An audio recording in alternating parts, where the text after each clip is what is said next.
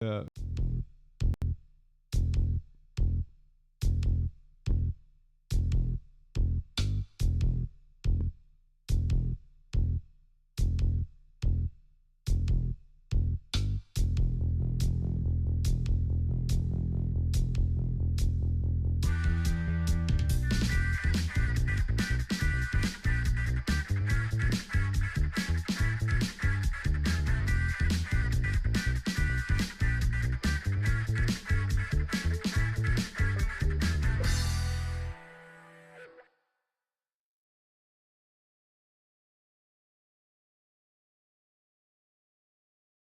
Welcome back to Everything from None.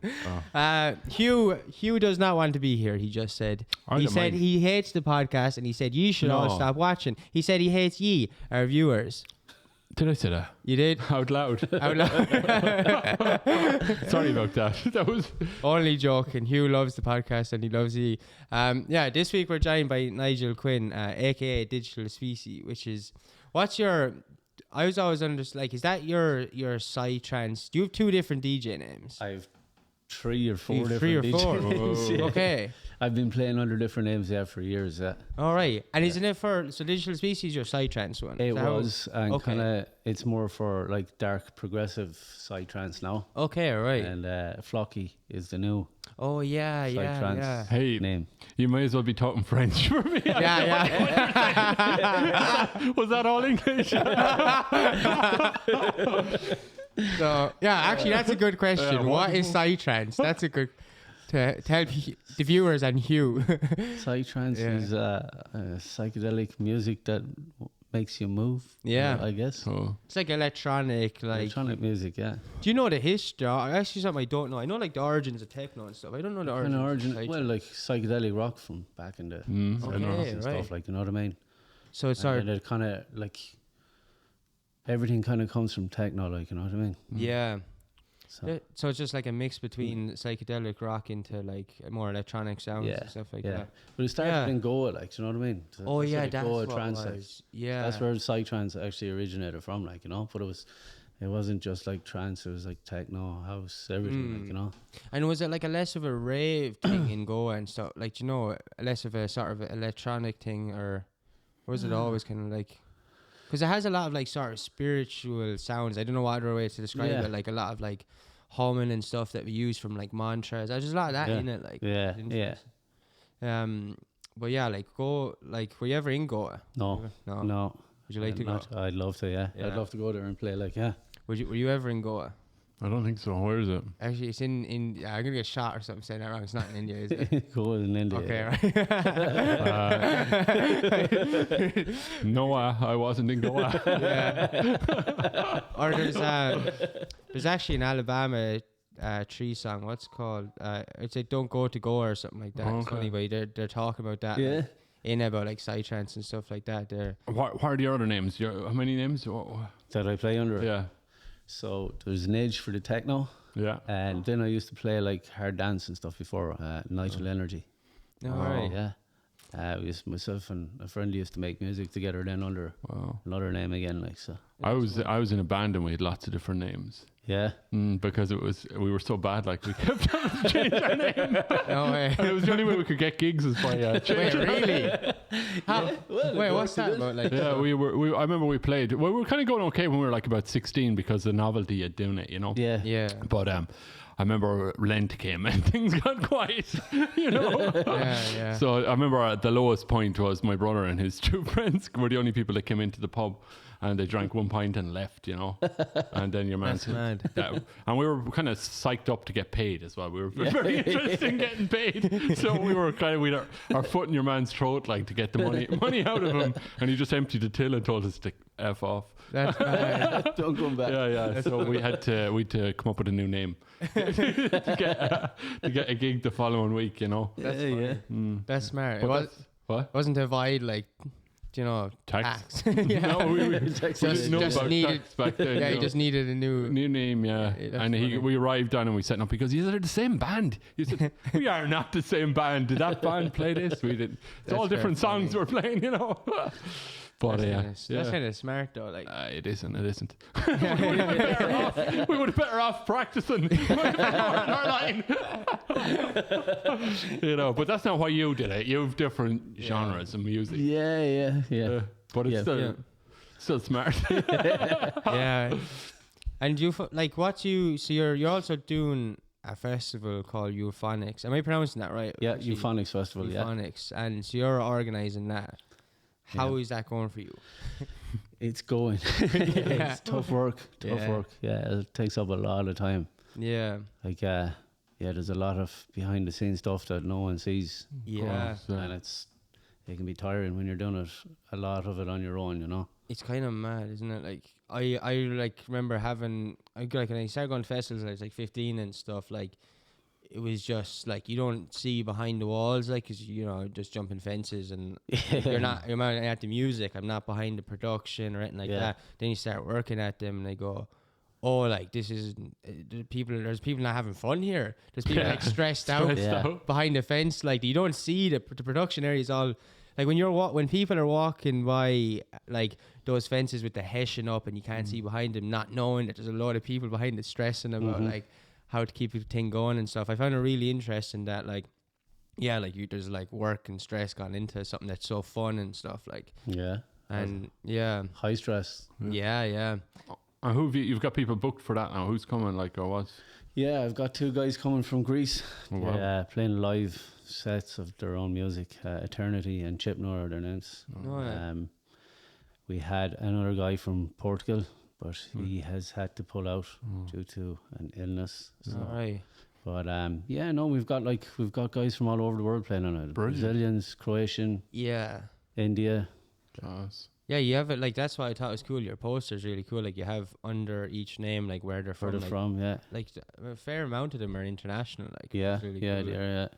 Yeah, that's mad. Like, I think, what is that? I always noticed that with the Psytrance scene, though. Like, it seems to be, I don't know, there's a large percentage of it in Ireland. Like, the fans, or if I'm ever at an event that has a lot of Psytrance, like, nearly, I've noticed, like, at least half the people dancing at it aren't from Ireland and stuff like that. Is it a bigger scene outside of Ireland? Oh yeah, 100%. Yeah. What makes you think it's smaller in Ireland? Is it just like, I don't know. I wonder. Like, I know from going to the parties, like, you know what I mean? It was a Spanish crowd in Dublin that really brought the Psytrance scene here to Ireland. Okay. Like, I remember I was playing it back when I was like late 90s, early 2000s at free parties, and people weren't really into it, like, you know. Yeah. So I kind of pulled away from it, and then I started going to these parties in Dublin that the Spanish crowd were running. They turned out to be Neutronics that started running Live Festival.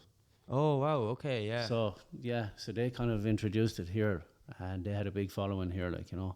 So there was like more foreign nationals going to the parties then, like, I'd always heard that the Life Festival was Psytrance when it first started off. Is that true? Yeah. Yeah. It started out as a Psytrance festival. Mad. Yeah. Because now it's purely, it's kind of, it's even gone more house than techno or something. Like, I don't know. It's interesting. Like, but yeah, it just grew into like something massive. Like, it's probably one of the biggest festivals. Like 15,000 people go to it. Like, so how big is your thing going to be? What's the plan? Small, up to 5,000, is it, or no, it's only a couple of hundred people. Okay, so far, cool. Yeah, it's Brilliant. very small anyway, and working it, like. I mean, you're doing it in a field, like. Yeah.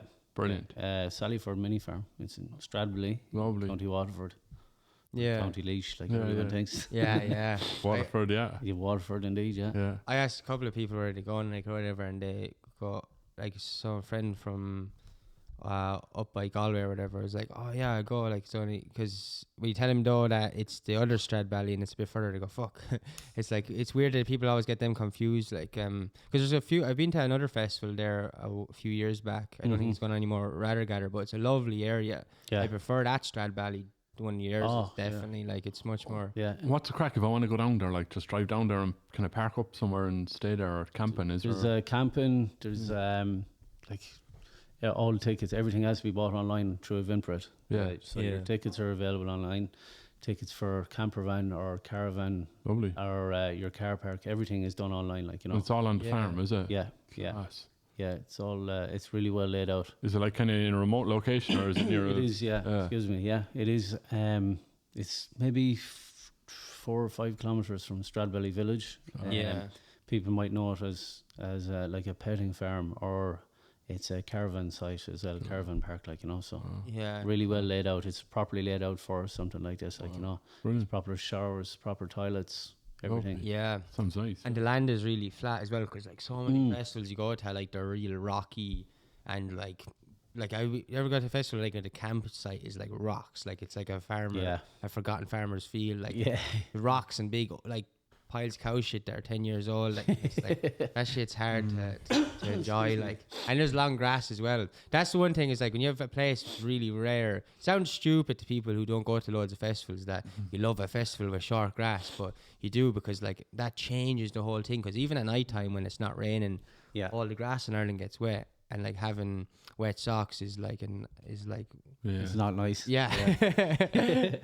There's a story before I was at, you know, like hotbox gathering. Yeah. And I was like, I had such a problem with wet socks that I like had to make. I went through like 10 different pairs of socks, asking everyone for socks. And no one else had socks. So I used everyone's socks, and there was no socks left at the festival because they all just kept getting wet. Because I had no shoes or something, I don't know what it was. But anyway, I made my own socks out of tin foil. So I had tin foil socks. And then I decided to go down to the fire, and I was sitting by the fire, and like, I didn't know if I was just really drunk or something, but I just started feeling like my feet start burning up, and I was running around the place, couldn't figure out what was going on. But like, obviously being by a fire wearing tinfoil socks is a bad idea. Like, it's not. It wasn't your best move. No. I thought it was an innovate. I thought it was like Mark Zuckerberg or something, like innovating, but no.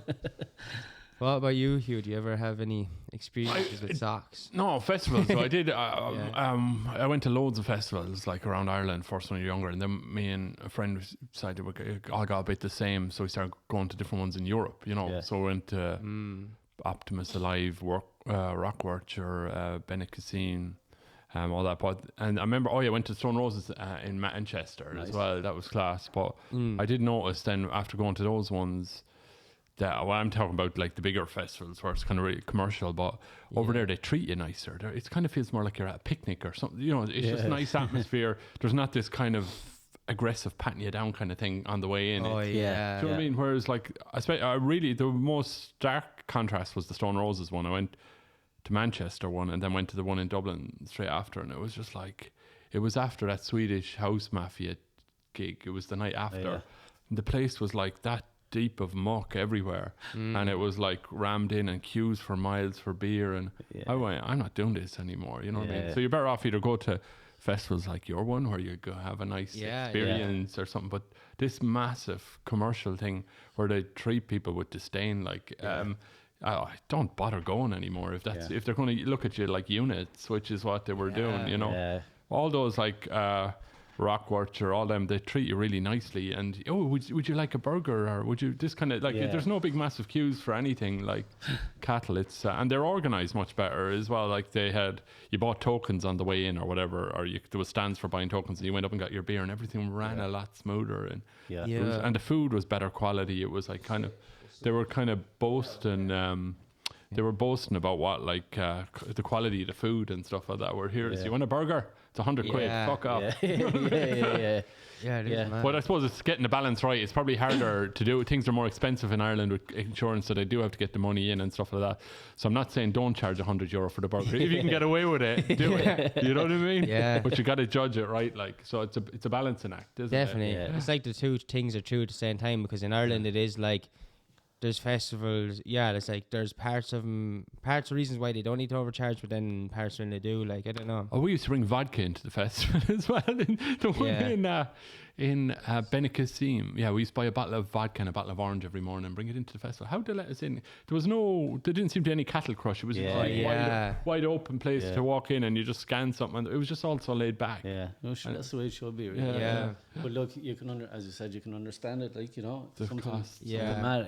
When something mad happened at a festival, like, you have to be kind of, you have to be on lockdown. Then, like, you do. And the insurance in Ireland is criminal, like what they're charging, you know. Ridiculous. And it's because they're giving big payouts. So I think the biggest way of sorting all that is if the judges stop giving like 100 grand for someone tripping. Yeah, for everyone, it is. It's everyone that's suing people over tiny things is causing that. Not even the and even if they do sue, that's fine. But like, they should only get like I remember in England there was a price list. Like a broken arm was worth a couple of £100.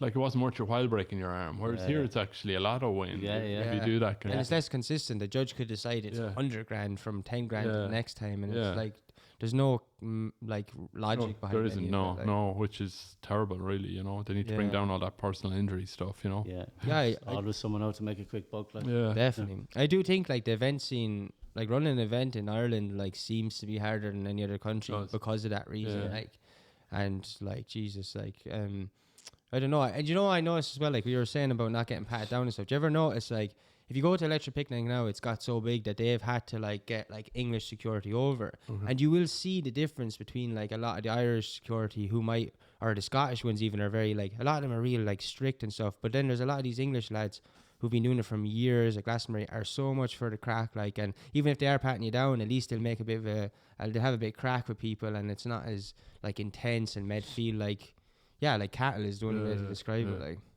it's like it's just like the other ones was just like a day out at the park. That's the feeling it was. It was nice and relaxed, and it didn't feel like you were trying to break into the place or something. Wow. And that's why yours, like the smaller ones, which is good, like the more intimate ones, is like they were always my favorite ones. Than like the big picnics and stuff like that. And I think that's why they grow, isn't it? Because people have a good time at it. No, I prefer to play them like any day. So it's a nicer vibe. Like most, a lot of people at them, like, With the small festivals that I play at, like the Psytrance ones especially, like everyone knows each other. You know what I mean? It's like that small little community. They kind of come around to the same ones, like, So it's cool. Like it's like friends meeting up in a field to have a good time, like. And you'd never see them outside it, and like you'd only like. It's funny, like there's people I don't know their name, but I know them really well from festivals. It's really bizarre, like, and it's like. I couldn't tell you their name at all, but I've had like long conversations with them, and like, and you see them only there, like it's interesting. What I always found interesting though is like, what do those people do outside the field? Like, everyone goes back to be normal. It's like when close people, they go back doing this job. There's certain people you go, there's no way that they're like just doing society things. Like, there's a lot of those heads too. Like, I can't see them like going buying bread and shit. Yeah. Oh yeah, probably the ones that like mad dreadlocks are actually like accountants and shit. Like, But there's the other sides, like the positive thing about the Irish festival scene that other people say is that like the crack here between the people, like everyone, even English people would say the crack in the campsites is like unmatched anywhere else. Like, and a lot of, like my friends, I've not gone to many international festivals, but they go to other campsites and they're always being told to be quiet and stuff. It's totally different. They're very well behaved in these other places. There's no crack at all. No, you don't want that. Like, it's a balance, I feel like. A crack without crack without lawsuits. That you're able. Well, I love, like, when did you start getting into electronic music?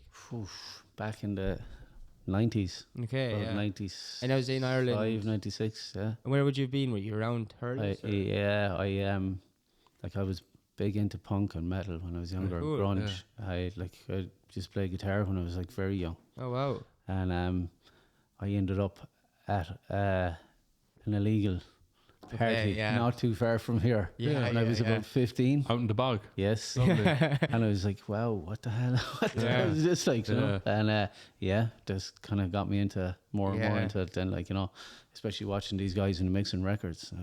Geez, that's really cool. Like, I wanted to do it then. So I went off and bought myself some records and started pressing. So you started with vinyl. It was all vinyl and stuff at that time.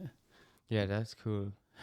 Yeah, I had the same thing. Like, it was 15 out of bog thing as well, which is mad. Like, and it was like being on a different planet. Like, I'd been to like a couple of house parties and stuff like that, but like I was out at an illegal thing before even a festival or anything like that, and it was kind of like, holy shit! Like, this is like it didn't even seem like something that was in a movie. You couldn't compare it to anything. It was like, I'm on a different planet. Like, and I was sober like when I first went out there, but like, and it was like, this is like something, and it's like, it's only out the road as well. It's like, and all that stuff's been going on in hidden parts of Ireland for a long time.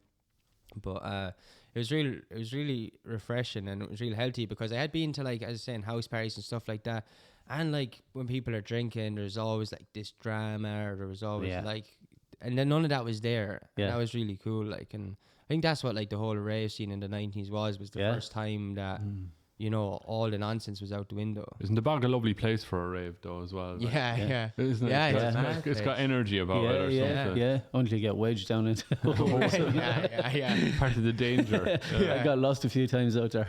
Yeah, it's a dangerous I place did, yeah. roaming around the bog in the middle of the night in the dark. Like, And you can lose touch with reality out in the bog. Like, I remember being out in the bog before. I was out in Derry-na-Flan or whatever, and just looking all around and saying, like, I could be in any time now. I can't see any roads. I can't see anything other than bog, more bog.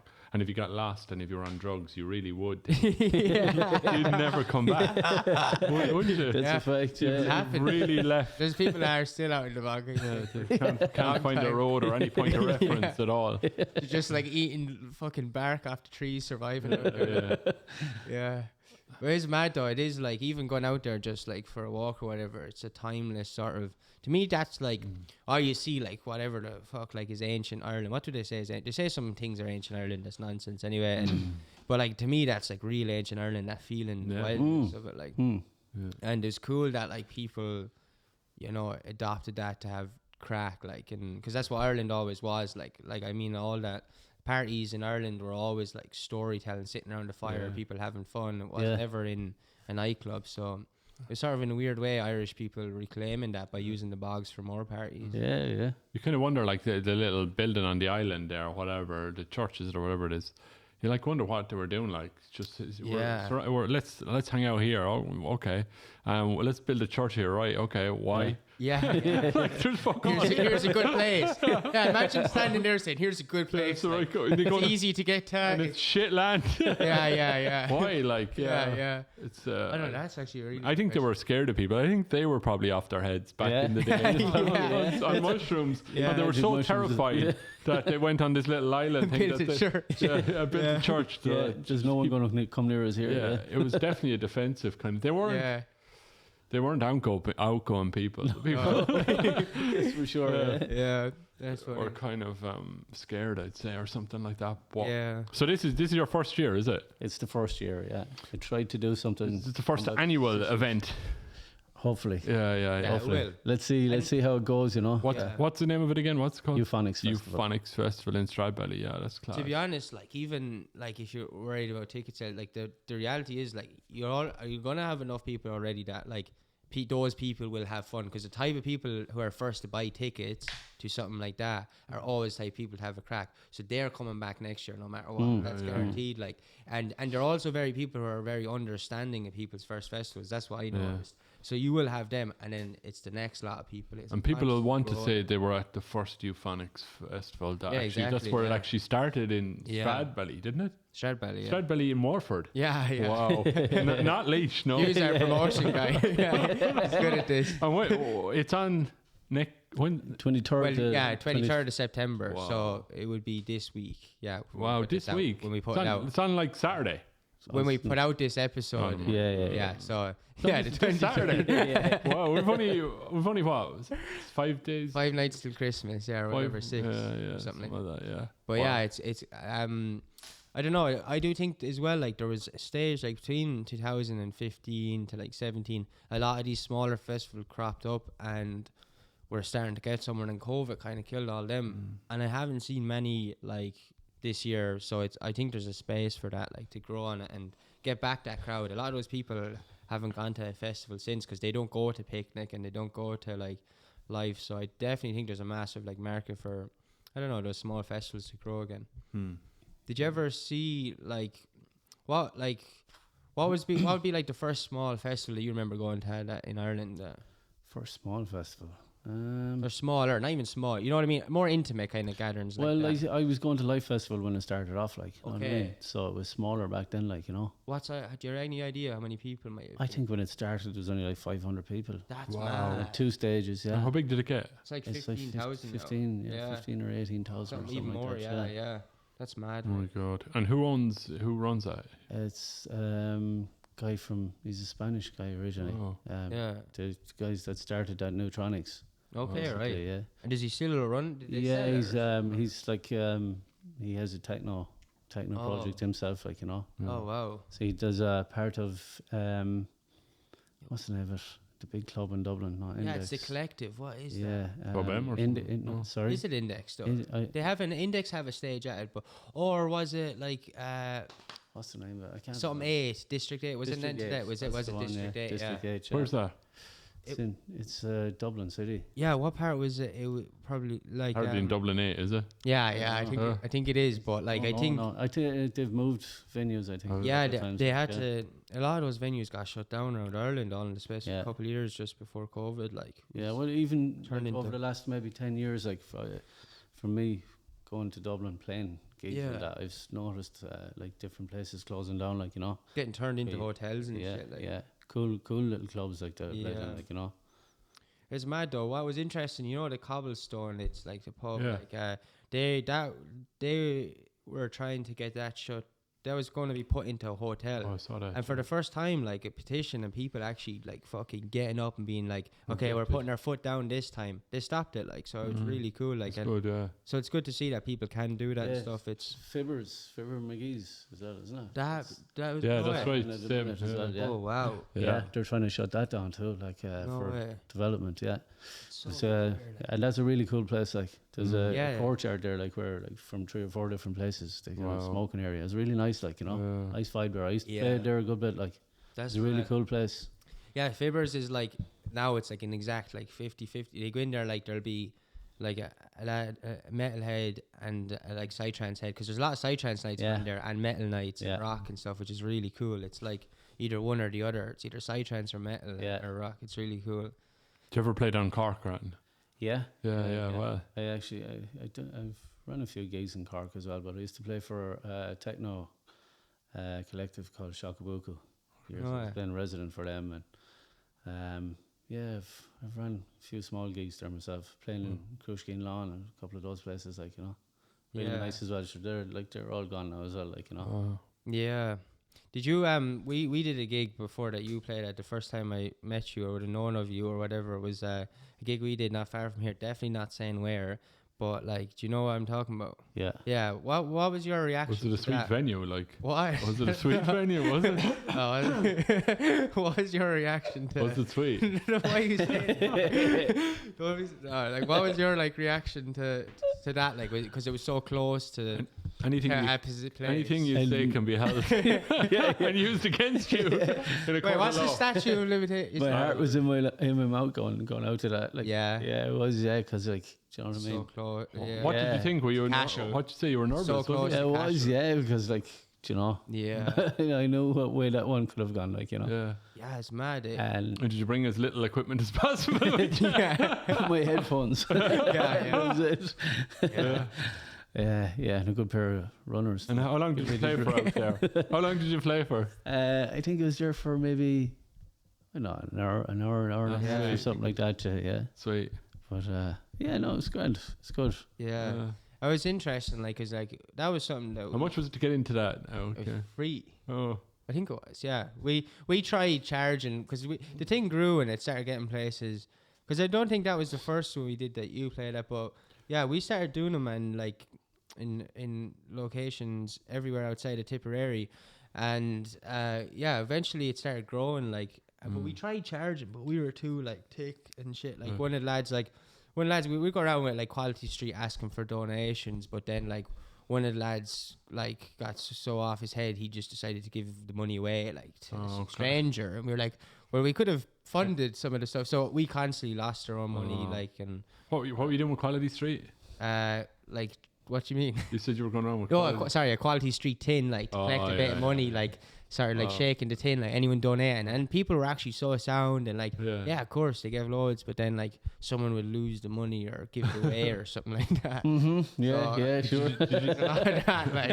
Yeah, it was awful. Like, and then it'd be the same few people fucking spending their own money to pay for generators and shit like That's the thing. that. Like, Yeah. And did you learn any lessons from the whole thing? Experience? Probably, yeah, loads, hundreds. It was like school, because I should have been in school at that time actually, but I was learning more at them than I was about life. There's a lot more to learn at them. I'm not saying to kids at home to go to warehouses instead of school. I'm saying that was just me. But yeah, like it's interesting. The best experience I had, like, cause I was actually always like sober at them, and a lot of them because of just like organizing it, and it was actually so much fun at the time. I didn't need to drink or anything, so but I had an experience before that actually probably is like the catalyst for even us, like this podcast or like the other stuff we're doing. Crowhike was when I was like standing at this venue, like this balcony, staring down at two people I knew from different parts of the country. I knew them personally, but I knew they didn't know each other. And I was just watching them talk to each other, and it just dawned over me that, whoa, like we just put on this thing that created an opportunity for these two people to meet. And that's when I really connected with like what events were or projects or creating shit for like even the town and what we're doing now. Like, is you doing that, even if it's stressful, can create like a moment and a memory for someone. And that's like, can be worth the stress. Like, yeah, I don't know though, but also, yeah, worth the stress, but not the liabilities. If yeah. So is there much involved in, like, say, designing up this event, like to give it some sort of identity and stuff? Like, what do you have to do? Well, every single... Well, the poster is an experience, isn't it? And the visual and all that. Well, yeah, well, look, you have to pick the lineups. Yeah. Put the lineups together properly. Yeah. Everything, absolutely everything that goes on in the background, like the decoration, the crews to come and do the stages, sound. Do you know what I mean? Who's going to do what? Like, it's just never ending. All promotion, like. I think the decoration is a big part, isn't it, of creating an experience for people that it makes it memorable from one to the other. Yeah. Yeah, you're showing me some of the stuff that you're going to have at that you just don't see at other festivals. Yeah. Like, and it's people are going to be photographing themselves at this and stuff, and this backgrounds are going to look cool. It's well, the boys are coming to help us out and stuff. Yeah. So. Oh, brilliant. Yeah. It'd be good. You should go up to it. You going up to it? I am, yeah. Surely. It's on Saturday, isn't it? Buy your tickets. Link in description. You're saying it's in Stradbally and Waterford. It's only down the road. I just 3 times. Yeah. To get it in. Fuck it, I am. Yeah, anyone want a lift? Yeah. Give me a ring. Link in description to contact you for a lift. Yeah. You have a trailer. And you can all just hop in. Like. Yeah, no, it'd be cool. Yeah. I want to see these decorations. I want to see what you do with it. Yeah. Yeah, no, there's some really cool stuff. Yeah. It's funny, like Ireland is so behind. Like we were saying that before we start. Like Ireland's so behind in terms of like decoration and stuff like that. Like we're starting to get to a stage now where it's becoming more visual. Like you see it all together now is a good example of it. They have like these artists coming over to do physical structures, but the problem is that that's what like Glastonbury and all the festivals in Croatia and Portugal were doing 10 years ago. We're just doing it now. And then you look at Portugal, they have these electronic screens that you don't even believe are real. Like it's mad. Did you see, like the thing is, they can draw a bigger crowd because of licensing laws as well. Like here, we have to shut down middle of the night. Do you know what I mean? Oh yes, it's even like Croatia. I've been to festivals in Croatia, Spain, Italy. Actually. They go all through the night. They shut down during the day for an hour or two. I think that's safer to keep going than stopping. Stopping creates a big crowd rush together and nonsense. Yeah, I don't. I don't know. It's a hard one to decide. Like, you know, but I think if we had different laws, we'd definitely attract more people here. Like, you know. Definitely, yeah. We used to, we used to have Sunday drinking. Do you remember that? Like that, you'd have to stop. What was that? My parents had a pub. So Sunday stop from 2 to 4. You tell it, yeah. Why is it so? It's just a law that was here. No drinking on Sunday. No, you could drink on Sunday, but the pub had to close from 2 to 4. But like, why was that during the day? Get him home for his dinner. Yeah. Oh right, what? Yeah. Get the husband home for the dinner. Get people out of the pub on Sunday. Way. Yeah. But so that's as a result, it actually made people rush in after mass and go like that between 2, and they're pissed going home for lunch. Bad form, and then go back in again. To be honest, they were probably the busiest time. That's mad. Yeah. When they got rid of Sunday drinking, shut down, people didn't bother going in anymore because they could.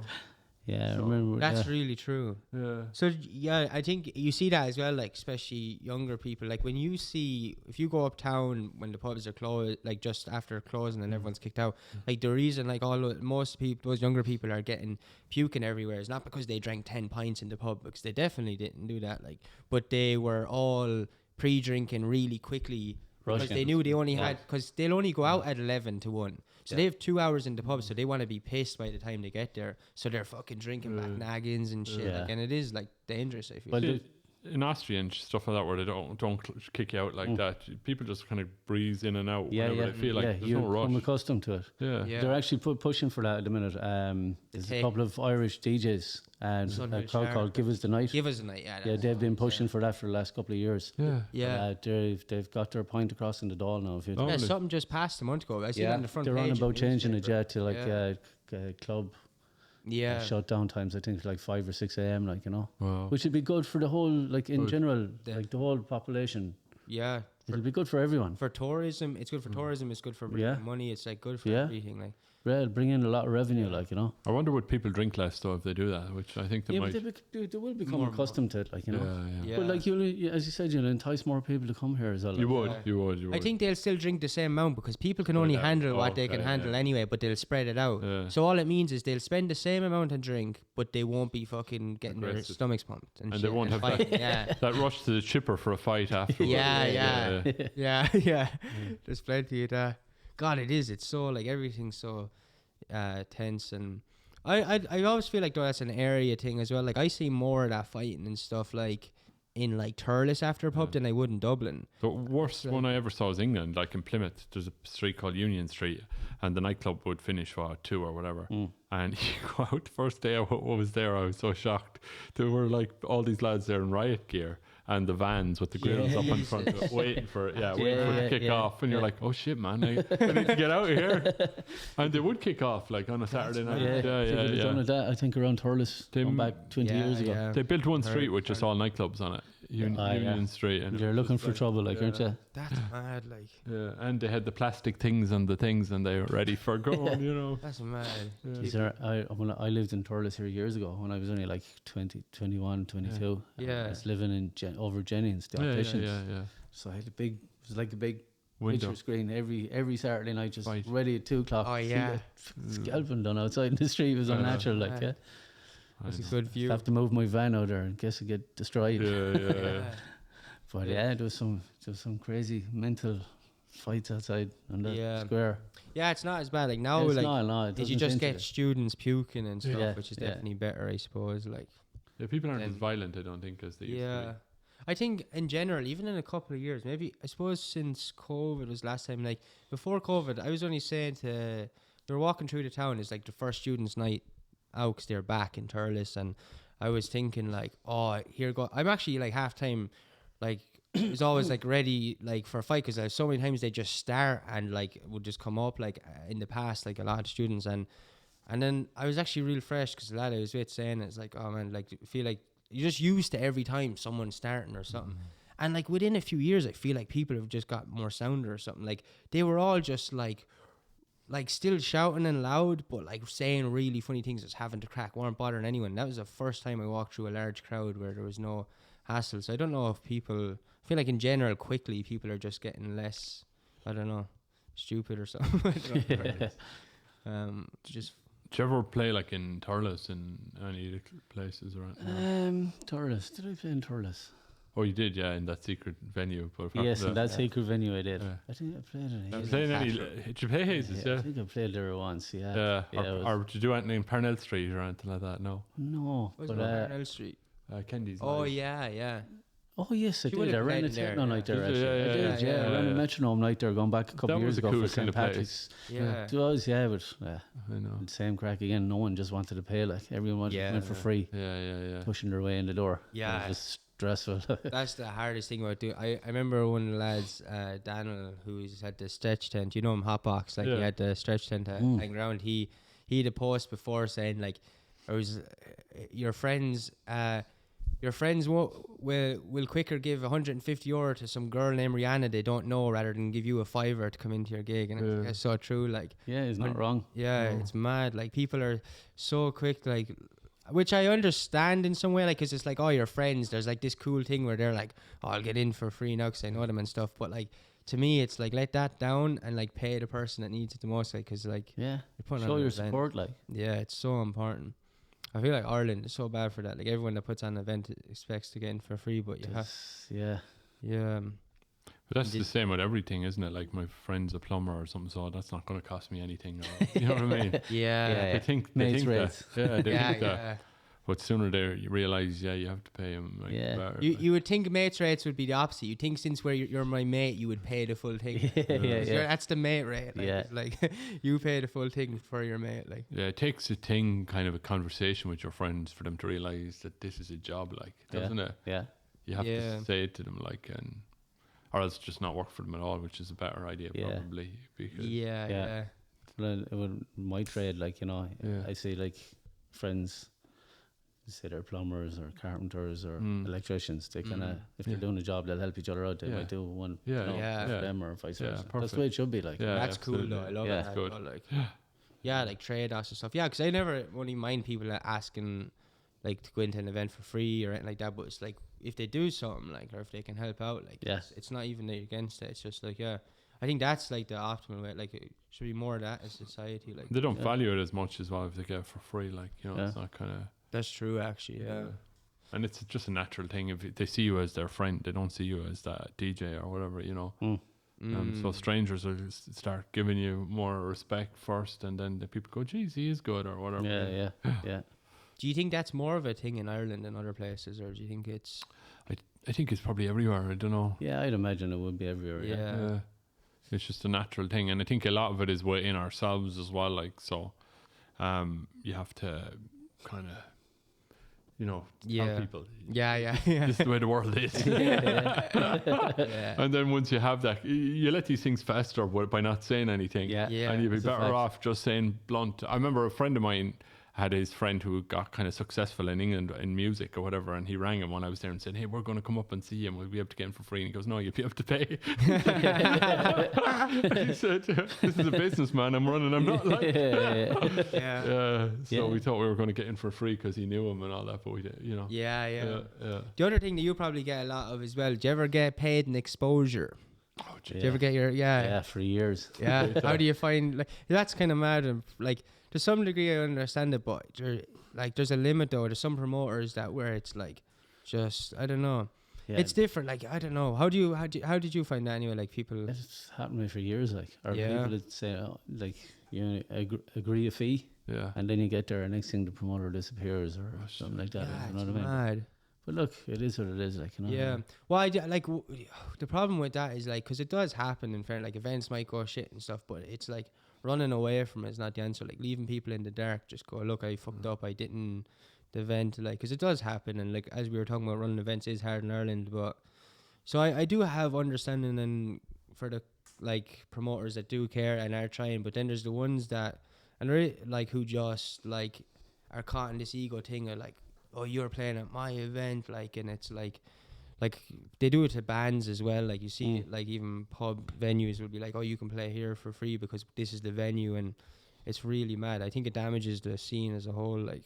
Yeah, well, look, like for small events, then it's very hard. Like, for instance, the festival now, it's very hard to starting off to pay everybody. Definitely, yeah. You can pay him other ways, like, you know, like after him with tickets or, you know.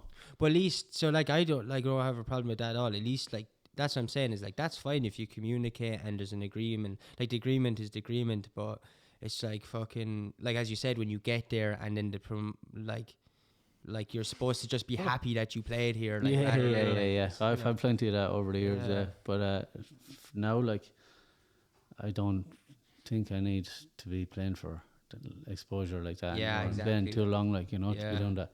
Like, I didn't mind going back years ago, like, you know, I got my name out there, and I was getting to play in all these lineups with all these big DJs and acts, like, you know, it was good for me as well, like, you know. But now it's a little different, like, you know.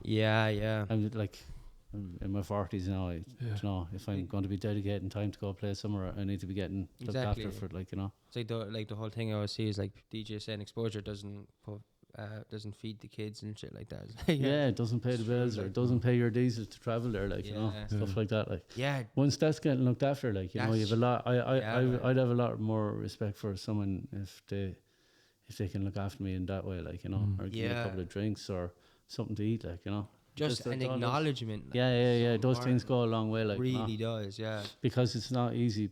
Say doing gigs here in Ireland, it's not easy to pay loads and loads of people, like, you know. Definitely. It's the way everything is just hard, like, you know. But and I actually think a lot of bands and DJs know that it's hard, but they just want that acknowledgement, like you're saying. Just pay for the diesel or like free drinks tokens, anything. Something that helps to show that you appreciate. And this is your business now, isn't it? Like you're going to build on it, like. Well, hopefully, anyway, I can do. Yeah, like I have the record label as well, like, you know. So that was the whole the Psytrance record label, and then the Metronome brand was a techno brand. So I was that's my whole reason for doing it in the first place, you know. Yeah, and build those brands, like, you lovely, know. Yeah, I'll talk about the record label actually, because that was one of the first. Was that the first record label in Ireland for Psytrance? There's a couple of other ones, but it's like, my record label is the only Irish run Psytrance record label. There was a couple of others. They were run by South African, German, and there's another one, Shunyata. It's run by an Indian guy called Hemant. It's a really cool label as well, but it's based in Ireland, like, you know. They were all based here, but I'm the first Irish owned. And what's involved in that? Like, do you just sign someone, release stuff? There's a lot of administration in that, I'd imagine. Sign up artists and kind of, if they're happy with a contract, sign them up. Like, there's a lot involved in it as well. It's not like, it's very hard to make the money back that you put into it nowadays as well. Digital music, like, no one wants to pay for music anymore. They want it all for free. Is there something about you have to register the song or something like that to get a number and all that kind of crack? Do you do all that crack? Well, I use a distribution company. Yeah. So they sort all that for me. Brilliant. They deal with all, like, Beatport, all the Juno, all those big companies, like, you know. But they take a high percentage out of it. And is it a digital release then? Digital release, lovely. Yeah. Brilliant. But that's the thing, like, digital music, distribution gets their cut. Yeah. Then the stores, they take their cut first. So by the time you have of course, what you're getting back is, like, but I think that's okay. Like, that's not, you know what I mean? It's fair. To pay the artist, though, it's not really. Yeah, I know. They cream, like, they're the ones making the money. It's not the guys that work hard to make the music that are making the money, you know. Yeah, I know. For me, then, like, I have to pay for mastering, artwork, promotion. Do you know, it's a lot of money, like. I know. Sometimes you'll be lucky to break even, like. I know. But, I know. Do it because I love it. Yeah, exactly. And you want to, like, you really want to be running gigs to help pay for everything, like, you know? And is that all, like, within a company structure or something, or sole trader job? Yeah, It's mad though, is like I didn't know you were doing that much in it, because, like, that's offering a lot for the artist, even getting it mastered and, like, that's really cool, like, because there's not many labels do that, like. Well, in the Psytrance scene, it's kind of done a bit better, like, you know. I just released music myself on, like, hard house labels years ago. And they just take what you make and upload it. That's mad. Sound was terrible. That's funny. So that's why the hard house has that. Yeah, because that's mad, actually. That kind of makes sense. Psytrance has always had this consistency in the quality, I've noticed. Clarity, and clarity. This stuff now is all mastered and all much better quality. That, you know. Yeah, I send them off to a proper mastering studio, and there's, like, a proper digital artist makes the artwork. That's cool. Do you know what? That's kind of cool. I know it doesn't matter if it's a break-even situation. To me, the fact that you get that out there is and, like, it's not as if like, you're it's not as if they're all ripping you off completely. They have to earn earn their thing, you know, and but you have got this brilliant product out there, which is great. And if it did go mental, you could get more out of it. Maybe I don't know. You will get your cut, like, if they made a fortune out of it, wouldn't you? You know. So I think that's fair. And it's art. It's getting art out there. Yeah, that's it. No, I don't. Like, it's really cool. Like, I don't. The whole reason I set it up in the first place is for. That's a huge achievement. I think. I know. Like, I know guys, like, really good artists that never had that step up. Like, you know, that was my whole idea of creating it in the first place. And now we've had, like, some guys start off with us and they're on huge labels now. Like, that's class. It really does create that. Yeah, at least you're putting the like, because, like, the reason the hard house guys are probably doing that was probably to cut costs. But, like, so the cost that you could be getting for that. Like, I'm sure, you know, that you're willing to put the art before the fucking. And is there a cost, possibility of one of those tracks, like, you know, getting like bringing in big money or anything from a film or from something or royalties? You from never anything? know, like, Yeah, do an you know, ad, whatever. Yeah, you'd never know. It could be selected for something, like, you Yeah, know. yeah, yeah. Like half the releases we put out, the distribution company has reselected them to re-release again on different VAs with other artists, like, Brilliant. you know. Okay. So that alone is Worth a few quid. it's nice acknowledgement, like, Yeah, you know. yeah, exactly. It's good for the art. It's good for the guys that are putting out the music, like, you know. Yeah. Like we've a lot. I've had a lot of the guys releasing music on the label are actually Brazilian. Okay. They're really good, like. Yeah, brilliant. Sound design and sound quality is. And I think as well, you're always learning and developing. The fact that you're doing it all is brilliant. I've learned a lot since I started. Like we done an 8-year release back in February. Yeah. And I've learned a lot over the last 8 years by dealing with mastering studios and stuff like that. Like, you know, Yeah. We had a friend on the podcast before who's writing books and, you know, got published by publisher and all that kind of thing, and they would have taken their cut and all that. But by her doing that, she learned a lot, and now she releases all her own books online digitally. It makes a really, really good living. Like, a lot of money. But if she hadn't been published in the first place to learn what the ropes of the thing are, you wouldn't be at that stage. That's so I think it's all a process, and it's building bigger boxes all the time. Definitely. And like you bringing the art and the production together is huge. Like, it's the biggest part of it. That's it. Yeah. Well, look, I learned a lot over the years as well from because I was working in clubs and stuff, and we worked at Live Festival doing the sound systems, and I've had my own sound systems. Cool. You know, like from doing all these different things, you learn a lot from it. Like, you know, so you kind of learn how to start to put it all together. Yeah. I can't wait till Saturday. Yeah. What?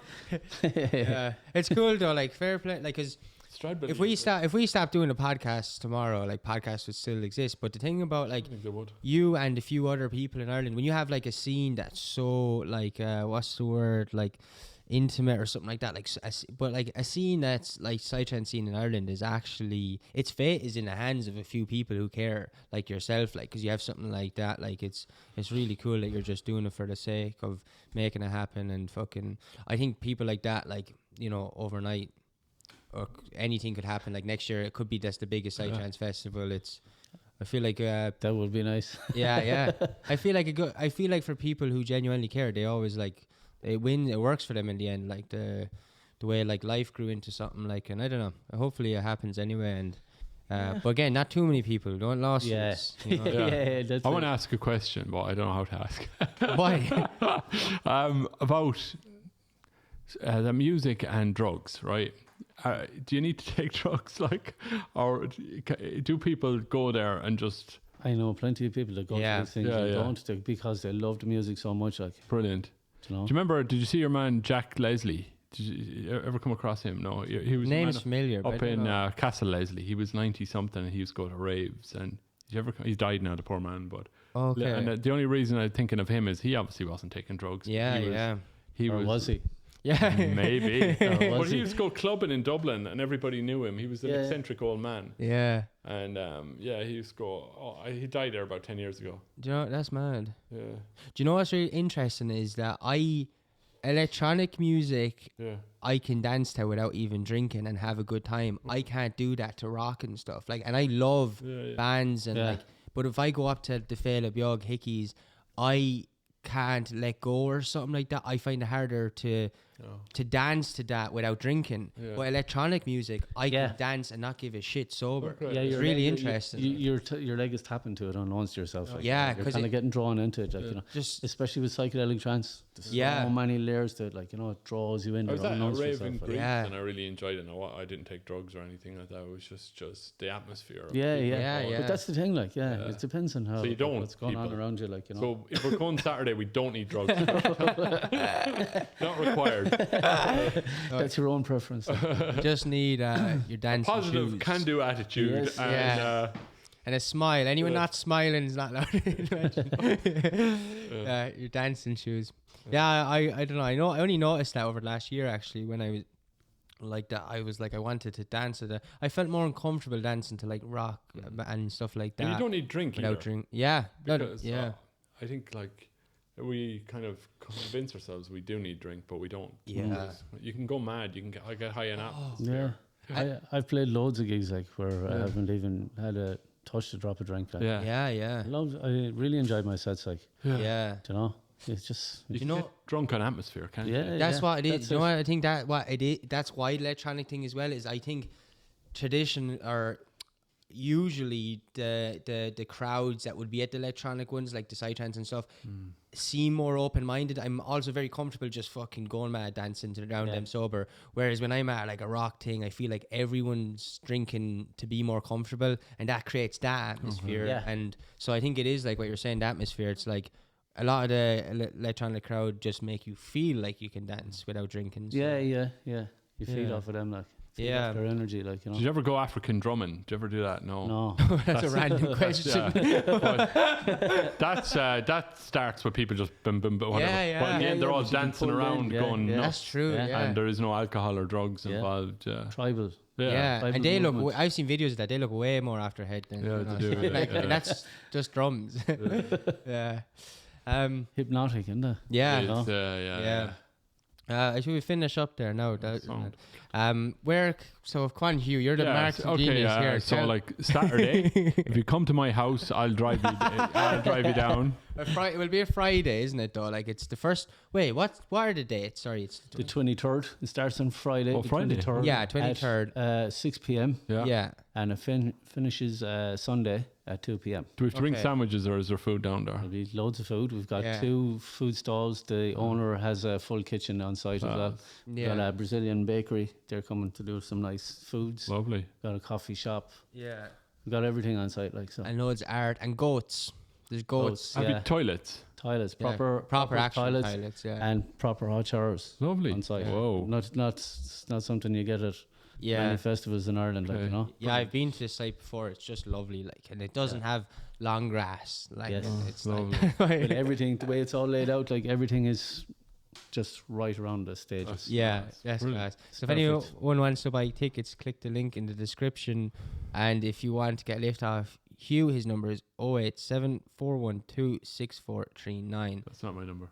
Okay, what? I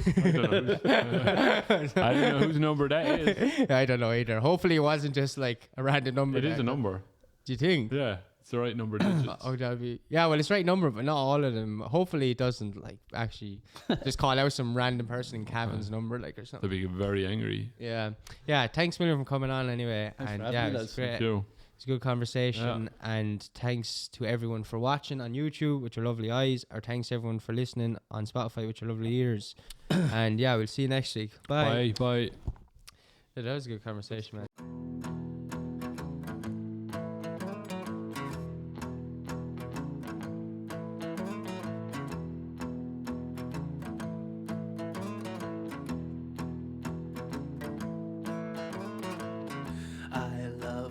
Taste of strawberry medicine as it runs down my neck. I feel it draw me in, and when it settles on my mind, just know you'll find me there inside.